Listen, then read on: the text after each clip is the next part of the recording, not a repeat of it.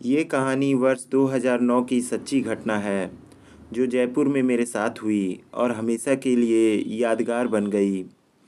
उस समय मैं अपने बचपन के साथी मित्र के साथ जयपुर के प्रताप नगर एरिया में रह रहा था। हम दोनों एक ही इंजीनियरिंग कॉलेज में लेक्चरर थे। पीजी में हम दोनों एक ही रूम में रह रहे थे।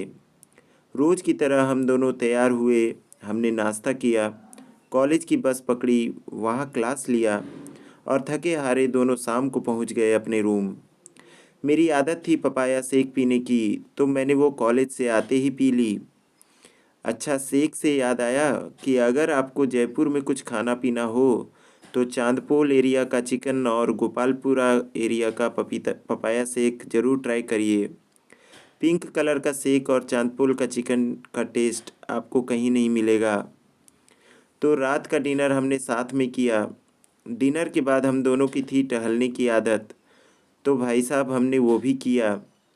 कुल्हड़ में दूध जो पास में ही मार्केट में मिलता था हमने पिया और एक दूसरे से दिन कैसा रहा पर बात की। भविष्य की योजनाओं पर भी बात किया। यहाँ तक सब कुछ नॉर्मल था, पर अचानक टहलते और बात करते हुए मुझे एक अजीब सी आकाशीय हलचल दिखी, जिसे मैंने शुरू में नज़रअंदाज कर दिया। पर वही घटना जब बार बार होने लगी तो मेरा ध्यान एकदम से उस पर गया। मैंने अपने साथी लेक्चरर को भी वह अजीब सी चीज़ दिखाई। एक अजीब सी आकृति आकाश में इधर से उधर जाती और फिर लौट आती। दोनों ठहरे इंजीनियरिंग कॉलेज के लेक्चरर। तुरंत ही हमारा वैज्ञानिक खोज शुरू हो गया। अंधविश्वास से दोनों कोसों दूर थे। ये आकाश में लाइट कौन मार रहा है, वो भी इस अजीब सी दिखने वाली आकृति में, मैंने पूछा। लग तो रहा नहीं है कि कहीं से लाइट कोई मार रहा है, साथी ने कहा।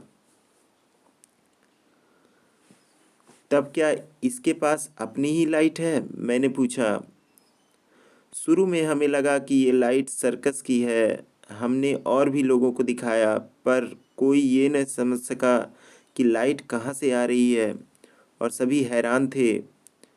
जल्द ही हम दोनों को समझ आ गया, कहीं से कोई लाइट आ ही नहीं रही थी, बल्कि ये लाइट उस आकृति की अपनी ही लाइट थी। सफ़ेद रंग की रोशनी थी जो अपनी आकृति और आकार थोड़ी थोड़ी बदल रही थी और थोड़ी डरावनी भी लग रही थी। रात के करीब 9:30 बजे वो आकृति आकाश में ही टहलती दिख रही थी। वो आकृति पूर्व से दक्षिण और फिर दक्षिण से पूर्व जाती आती रही। घर में बताने पर हनुमान चालीसा पढ़ने की सलाह मिल गई और वो भूत ही है ऐसा विश्वास दिलाया गया। धीरे धीरे सभी सोने चले गए, पर मैं इस रहस्यमयी घटना को देखने के लिए जगा रहा कि अगर ये भूत है तो कितनी देर तक टहलता है, देखता हूँ। मैं बहुत ही एक्साइटेड था।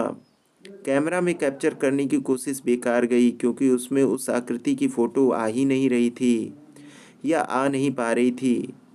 मेरे सामने एक रहस्यमयी घटना हो रही थी और उसे देखने का अनुभव शब्दों में बयां नहीं हो सकता। ऐसा मौका नहीं छोड़ा जा सकता, क्योंकि ऐसी घटना ज़िंदगी में एक दो बार ही होती है। रात के करीब 2 बजे वो आकृति धीरे धीरे मेरे आंखों के सामने गायब हो गई। उस रात मुझे ठीक से नींद नहीं आई, पर मुझे इसका अफसोस नहीं था। जयपुर की जब भी याद आती है तो ये रहस्यमयी घटना बरबस ही याद आ जाती है। इस घटना के बाद मैं भूत प्रेत होता है नहीं होता है ये बोलने से बचता रहा। ये सच्ची घटना आपको कैसी लगी और आपका सामना कभी भूत प्रेत से हुआ है या नहीं? अपने सच्चे अनुभव कमेंट में ज़रूर साझा करें। लाइक